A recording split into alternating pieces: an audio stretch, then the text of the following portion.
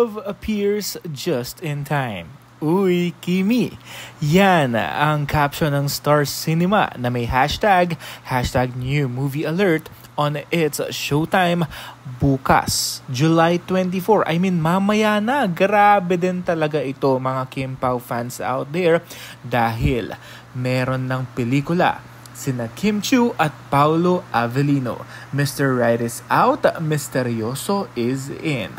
Wala pang nababanggit kung ano nga ba ang magiging titulo ng pelikula ni Kim Chiu o di kaya may mga nagsasabing makakatambal ba ni Kim Chiu itong si Paolo Avellino dahil sabay-sabay natin itong malalaman mamaya sa It's Showtime.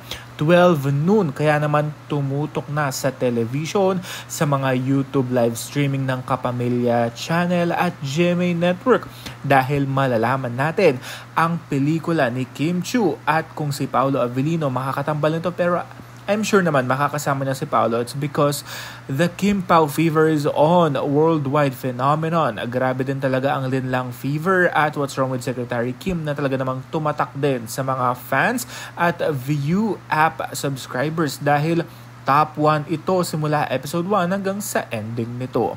From real to real nga ba ang sitwasyon nila pagdating sa relasyon?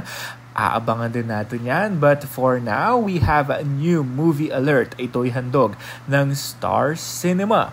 Grabe din talaga, maraming kikiligin dito for sure. Kaya abangan din natin talaga ito, mga kapamilya at mga Kim Pao fans out there. Ako'y talaga hindi ko alam kung ano yung nafe-feel ko dahil alam naman natin na napakaganda na magiging material nito dahil handog ito ng Star Cinema. At alam kong pag-iisipan nila ito at ang director dito sabay-sabay din natin itong malalaman mamaya. And that's it for now. This has been G. Kumanangan TV. Thank you for watching. Grabe, sabay-sabay natin pakatutukan ito.